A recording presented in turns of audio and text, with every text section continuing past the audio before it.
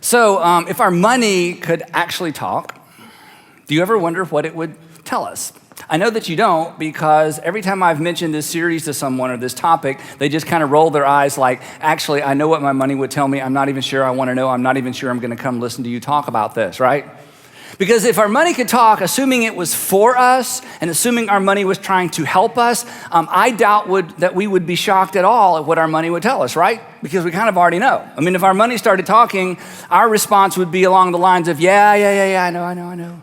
Yeah, I should have known. No, I shouldn't have. In fact, and this is a topic for another day, the way that we handle our money or manage our money, especially in the West, is an indicator that there's really something kind of wrong with us. And Christians have an explanation for maybe what's going on, but regardless, when you think back on what you've done with money that you wish you hadn't done, and you knew what you were doing at the time, whether it wasn't the wisest thing to do, and you knew you might even regret it, but you did it anyway. There is something wrong with us. But anyway, we will talk about that another day. The shocker, I think, in this whole series that we're going to talk about is not what our money would say. The shocker that I hope is a shock to you and a pleasant surprise, the shocker is the parallel between what our money would say if it could talk and what Jesus did say when he did talk. In fact, you may know this if you grew up around church, but Jesus actually said more about money than heaven. He gave about 35 or 38, depending on how you count them, parables, these stories where he illustrated, what the kingdom of God was like and what we're supposed to do in the meantime. And out of those 30 plus parables, 16 of them had to do with money and possessions. But the interesting thing that may be a shock because of the way preachers talk about money is Jesus never asked for any money. He talked about it all the time and never asked for any, except for one occasion we know of. He asked somebody to borrow a coin. He did a coin trick. Not really. Anyway, he used it as an illustration, and then the best we can tell, he gave the money back. So what was he up to? What was this about? What we discover when we read the Gospels is when it comes to money and possessions, Jesus really was up to something, and he really was after something, but as it turns out, it wasn't anybody's money. So let's jump in. If your money started talking, and if money could talk, one thing for sure it would tell us is this. I being money, I can add meaning to your life, but I'm not the meaning of life. I can add meaning to your life, but I'm not the meaning of our life. Money, your money and my money would remind us that money doesn't get much play at funerals, other than in relationship to how much of it might have been given away. Money would remind us that it is a much better means than an end. In fact, if you make money an end, you may end up alone. But using money as a means to an end is what makes money meaningful. Now, this is a really important little statement I'm about to make because this lands on all of our lives, and this isn't like a Christian thing or a non-Christian thing. This is just a thing, okay? So this is going to be a little bit of the theme in terms of what we talk about today specifically. But being a means to an end, I want you to think about this. Being a means to an end is what makes anything meaningful. Being a means to an end is what makes anything meaningful. This is why we don't have segways. You didn't get that. Okay, have you ever ridden a Segway? It's like if you've ever ridden a Segway, you think, this is the coolest thing in the world, I need one. And you can never come up with a reason for why you should have a Segway. Even if they were less expensive, they just didn't catch on because we just couldn't figure out a meaning. So they became meaningless. They're interesting, they're fun, but they're just not a means to an end that anyone's come up with yet. The thing that makes anything or anyone meaningful is when that thing or that person becomes a means to an end. That's what it means to have meaning. That's what meaning actually means. And it's true for you as well.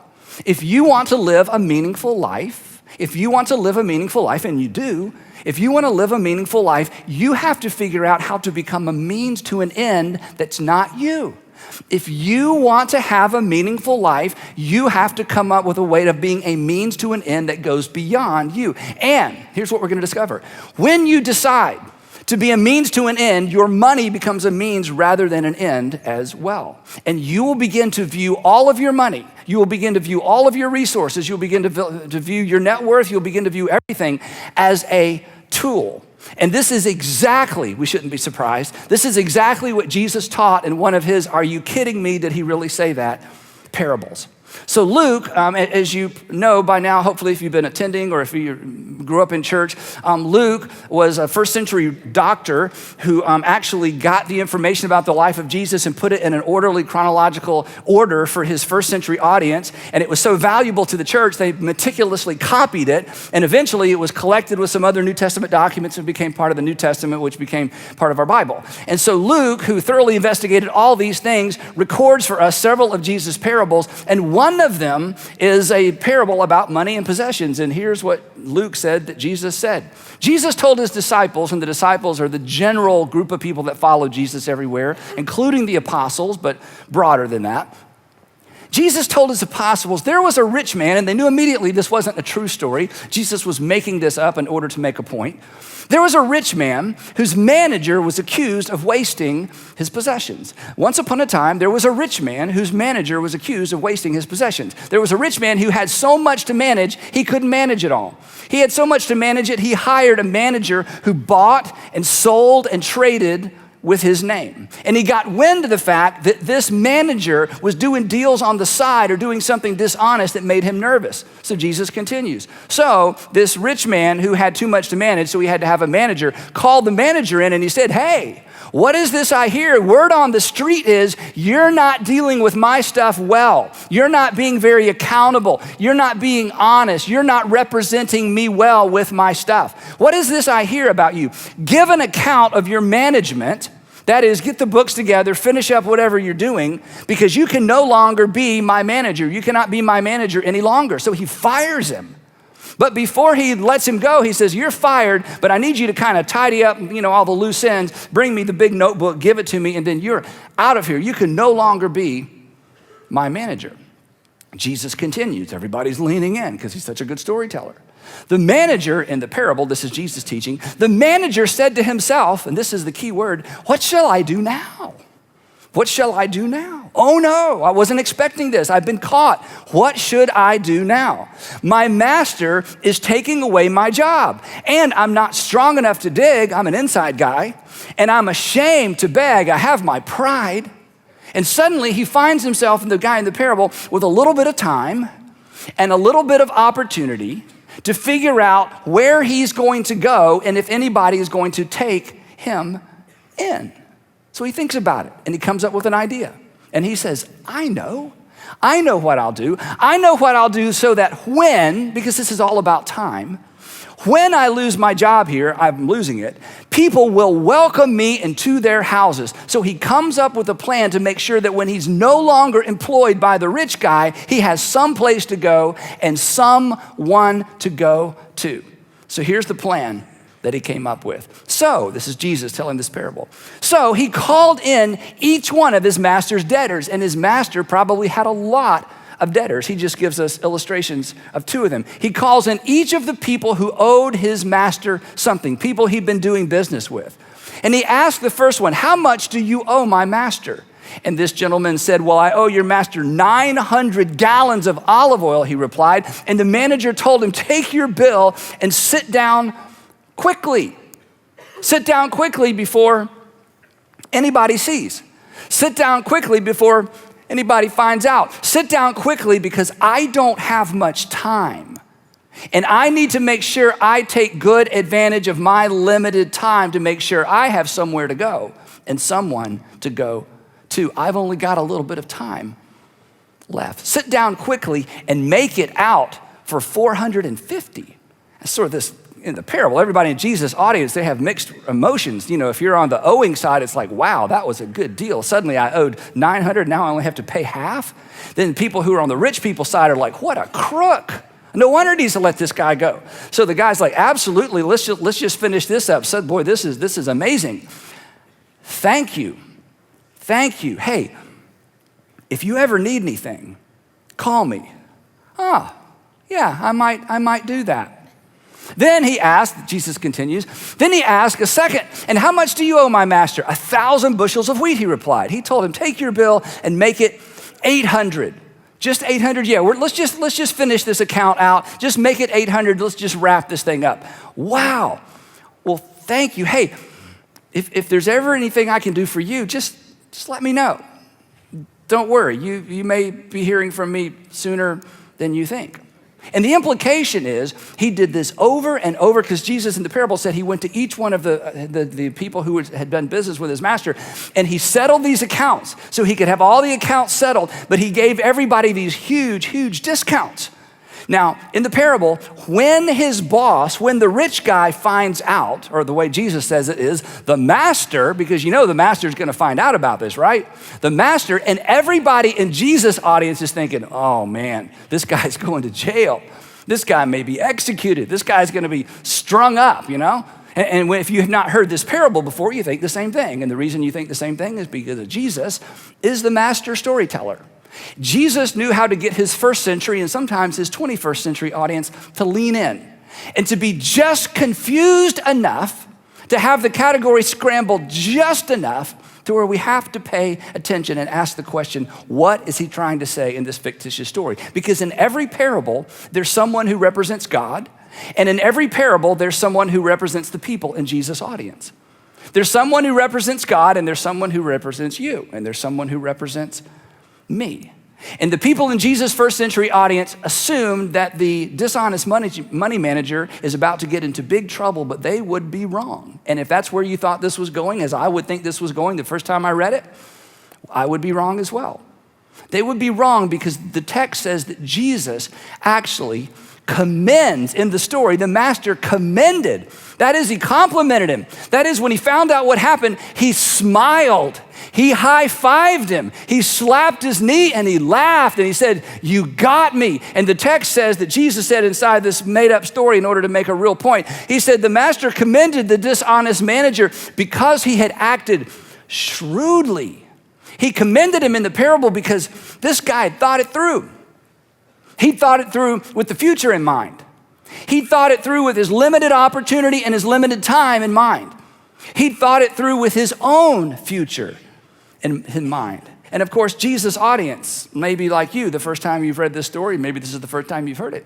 Jesus' audience is very confused. Wait a minute, we're so confused. He should be in trouble. You're telling us the wealthy guy actually commended the dishonest money manager? What's going on? So Jesus has them right where he wants them. He has us right where he wants us. And Jesus pulls out of the parable and he begins to teach the lesson he wants his audience to know from the parable. That in the kingdom of heaven, the way that God views wealth and money and possessions is different than the way we view it. And here's how he views it. And this is the lesson. This is the takeaway. This is the application of the parable of the unjust, dishonest money manager. He pulls out of the parable and he looks at us. He looks at his first century audience and here's what he says. Now he's out of the parable. For the people of this world, the people who live their lives as if all there is to life is this life. The people who live as if it's only about a birth certificate and a death certificate. The people that live as if all you see is all there is and all you get. The people of this world, he said, are more shrewd. That is, they are more thoughtful. They think things through better. They are more shrewd in dealing with their own kind than are the people of the light. And the people of the light, in that particular context, he was talking about the Jewish people who had an eternal promise from God, that God was going to do something fabulous through the nation. He's saying that the people who have the covenants, the people who have the promises of God, sometimes aren't as thoughtful and don't think things through as well as the people that just assume that all there is to this life is this life, and that if there is a God, he's not that interested in my life. And then this is expanded to those of us who put our faith in Jesus. Anyone who believes that there's more to life than life, that there's life beyond this life, he says the people in this world oftentimes, they think it through better than those of us who think in terms of, or are supposed to think in terms of eternity. Those who live within, or who are supposed to live within, a broader context. The money manager was commended for taking full advantage of his limited time and his limited opportunity. Jesus' point is the reason this guy was commended, it's not because he was dishonest. He was commended because he took full advantage of his little bitty time and his little bitty opportunity. And Jesus' point for you and for me is simply this, that we are to do the same. that when it comes to our money and when it comes to our wealth and when it comes to our income, we are to view it within the context, not simply of this life, but the broader context. And we are to ask the question, how do I get maximum use out of it in light of my little bitty time on this planet and the little bit of opportunity that comes my way? And then, just so we don't miss it, Jesus leans in and he gets very, very specific. And he gets so specific that the first time I read this parable as an adult and really understood the implications, it really was life-changing and life-shaping for me. Because Jesus now gives an imperative. He gives a command to those who claim to be his follower. If you're not a Christian, you don't have to do this. Okay, please don't hear me telling you what to do. I have no authority over you. And if you're not following Jesus, he doesn't have any authority over you either. However, there's some takeaways for you, so hang on. But if you're a Jesus follower, Jesus leans in and he says, I tell you, in other words, pay attention. I'm talking to you now. This isn't a story. I tell you, this is the command, use, why? Because it's a means to an end. It's not the end.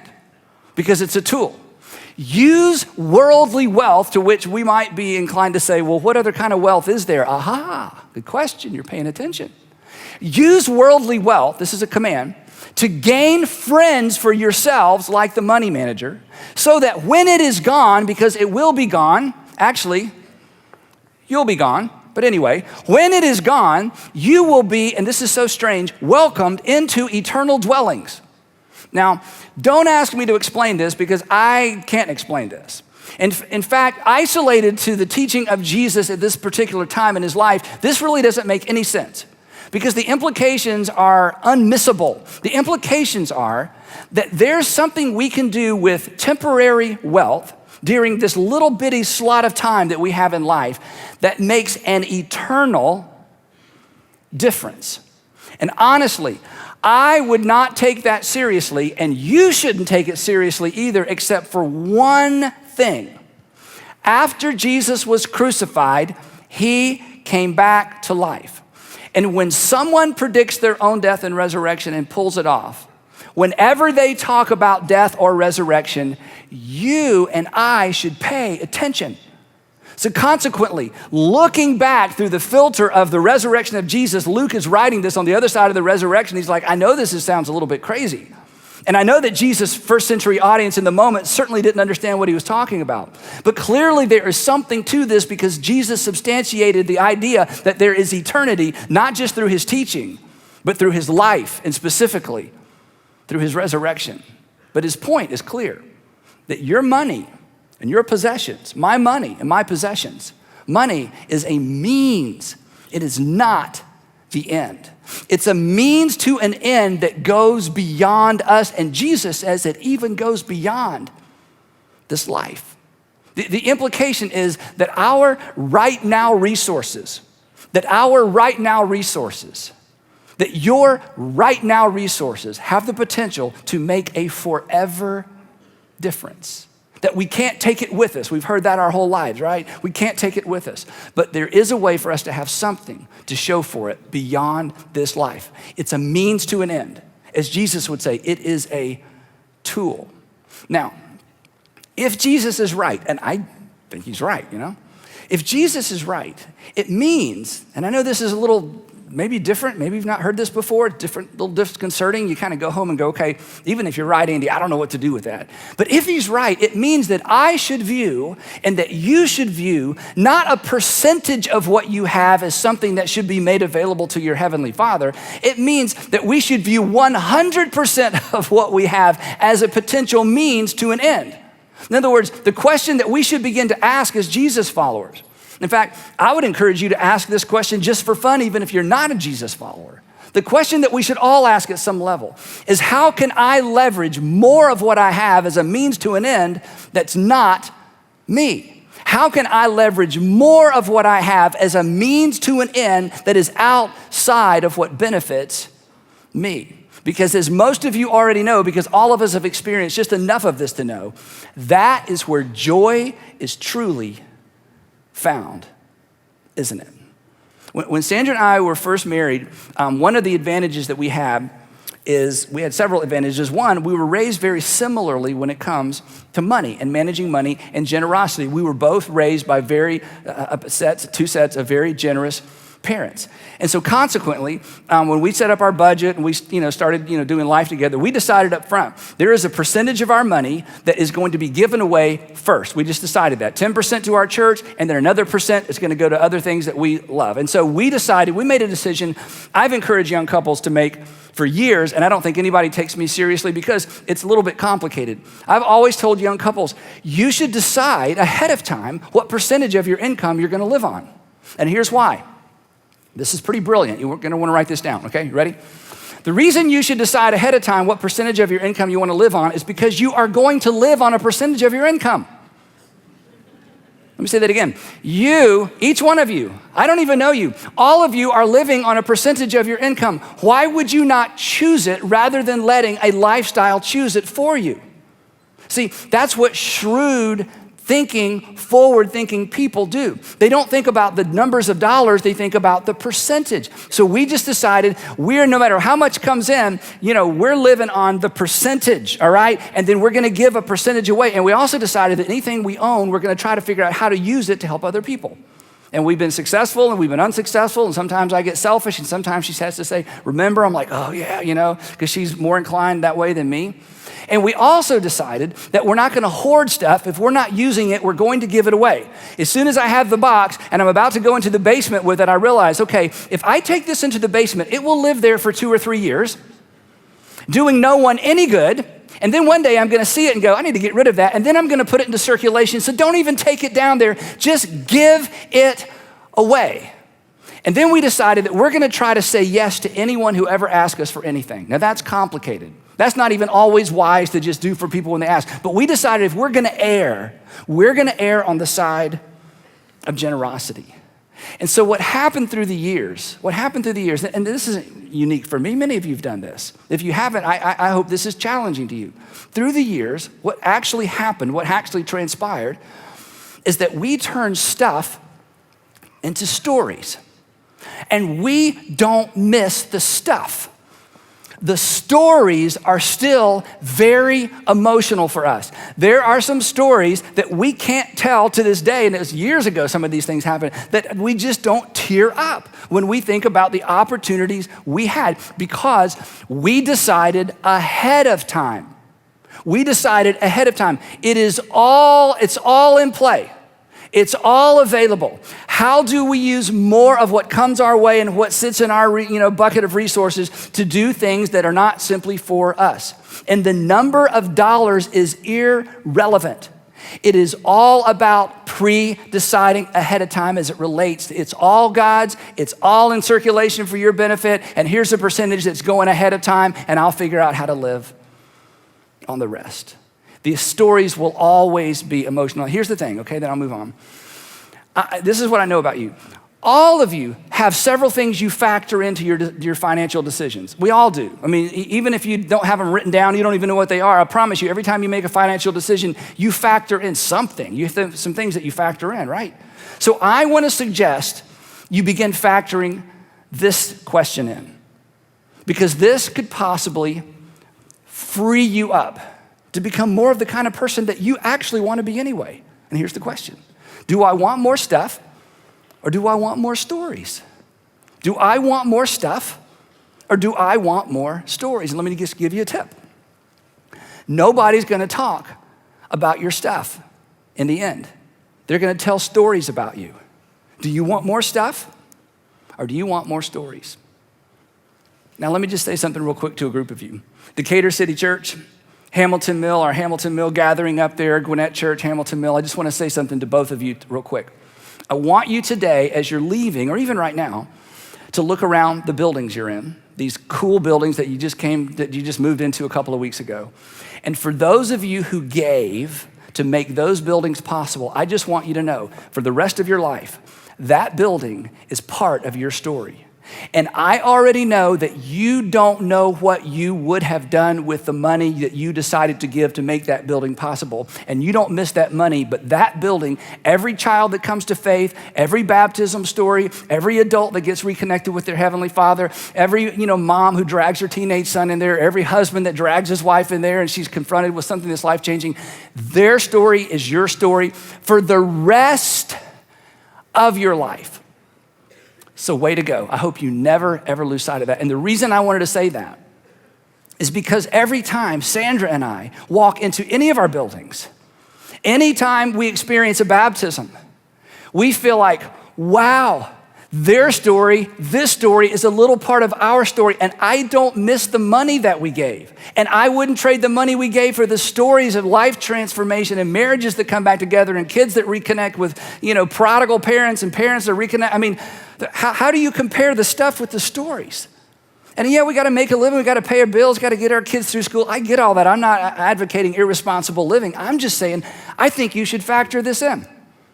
What do you want?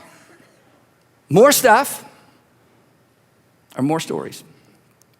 Now here's Jesus' point. His point is simply this. Money can add meaning to your life when you use it as a means to an end that goes beyond you.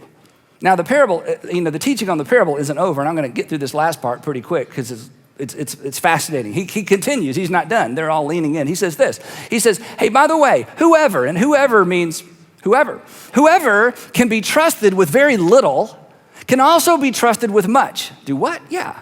And whoever is dishonest with very little will also be dishonest with much. Okay, wait, what are you talking about? He keeps going. So I tell you, if you have not been trustworthy in handling worldly wealth, who will trust you with true riches? Or who will trust true riches with you or to you, one text says. It's like, hey, what are you talking about? Little, much, worldly wealth? I mean, what other kind of wealth is there other than worldly wealth? And I don't just have a little, I have a lot. Or I may have a little, but they have a lot. I mean, what's your point?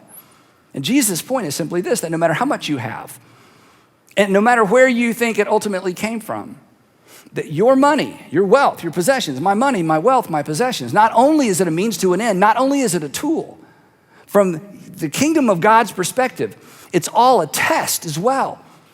It's like the manager in the parable, that we have a little bit of money, we have a little bit of resources for a short amount of time, and we are basically being tested to determine whose kingdom we are most devoted to.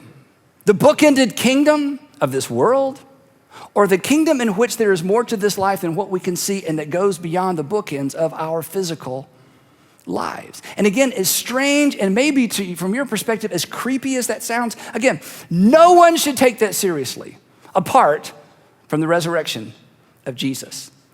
But he's not done. He says this, and by the way, as we wrap up, if you have not been trustworthy with someone else's property, it's like, wait.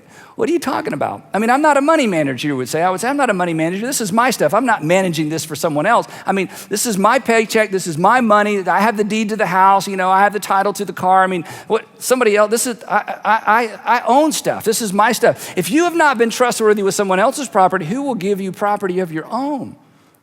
Wait, you're like, okay, I've lost you.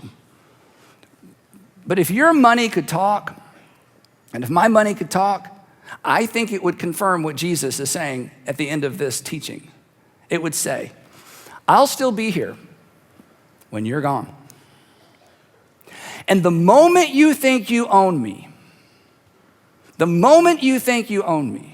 I actually own you.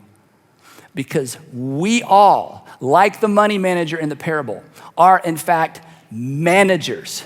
We are not owners.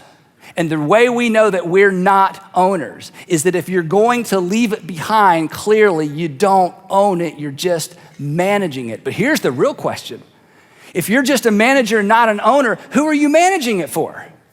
I mean, if you're just stardust, if you're just an accident of, evolution by natural selection, if you're just happen to be and you don't know how it is and you don't know where it came from and we don't know why anything exists. I mean, if you just don't know, then I don't know how to answer the question who you are managing this for.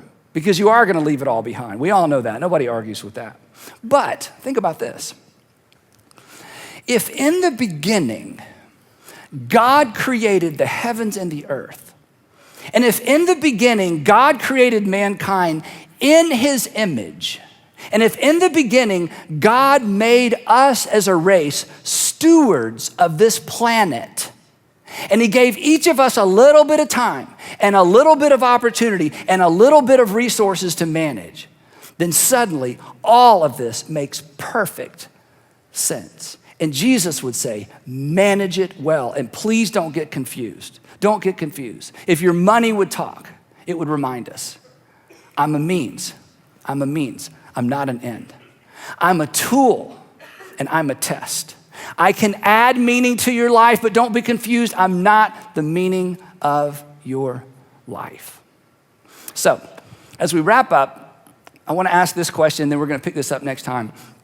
What do we do with all this? I mean, where do we start? I mean, this is, for some of you, I get this, it's like, you're just trying to get my money. Like, you got to draw your own conclusions. Others of you, it's like, oh, Jesus is just trying to get our money. No, he never asked for any money. For others of you, perhaps it's like, you lost me with the whole eternity thing. I get that. But for those of you who are Jesus followers, for those of you who've already settled the issue that there's more to this life than this life, for those of you that wrestle with this because you hate the greed that kind of, bubbles up inside of you sometimes, you hate the resistance you feel when there's an opportunity to do more and your heart's saying yes, and as soon as you get the pen out or as soon as you get the phone out, it's like, you put one less zero on there than you planned. You just have that struggle. Where do we start? I think the place to start is the place that Jesus is pointing to. And the place to start is not an amount of money. And the place to start isn't even really a percentage. The place to start is with the bigger question. The big question that really most people never stop to ask and consequently never have an answer for. A question that on the surface seems to have nothing to do with money, but in the end it has everything to do with money. So here's the question I want to leave you with. If being a means to an end is what gives life meaning, if being a means to an end is what makes anything meaningful, if something is not a means to an end, it has no meaning, it has no purpose. If being a means to an end is what gives your life meaning and purpose, to what ends do you want your life to be a means? If being a means to an end that goes beyond you is what gives your life purpose and meaning, to what ends, it doesn't have to be one thing, it shouldn't be one thing, to what ends do you want your life to be a means to? And we've asked these questions before. What do you want people to celebrate about you when you're gone? What breaks your heart right now that you're actually doing something about, not just complaining about? What would you, and this is a question Sandra asked years ago when we were talking about this, so I want to give her credit, but she said, the way she said it is, what would I want people to line up to thank me for at the end of my life? And my friends, if you don't answer those questions, your appetites will eat up all of your resources. If you don't answer those questions for you, your appetites will dictate an answer to you. And I know what your answer to those questions isn't. And I don't even know you, but I know you enough to know this. The answer, you wouldn't give this answer, well, here's what it is for me. It's accumulation, consumption, upgrades, fashion forward, a house full of stuff. That's the meaning of my life. Nobody chooses this on purpose. Listen to me. If you don't decide the ends to which you want your life to be a means, that is the direction our culture will pull you. You already know that. And you don't want to spend another season of your life like that. I know you don't. Nobody does. She ate, she drank, she was married, then she died, right? That's not a legacy, right? That's a life poorly lived. Here's the thing. I'm done. When you answer, look up here, when you answer the big question, and you start wrapping your heart around the answer to the big question, your money will follow, because money is a means to an end. Money is a tool, it's not the goal.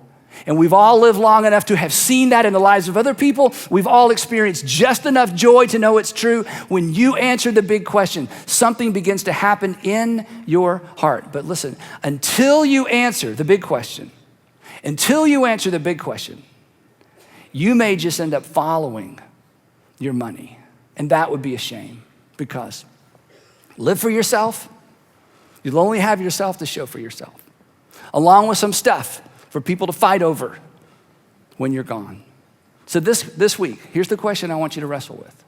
If being a means to an end is what gives life meaning, and that's what gives your life meaning. Every one of you who are parents, you understand this. Grandparents, you understand this. We've all tasted enough of this to know it's true. If being a means to an end is what gives life meaning, to what ends do I want my life to be a means?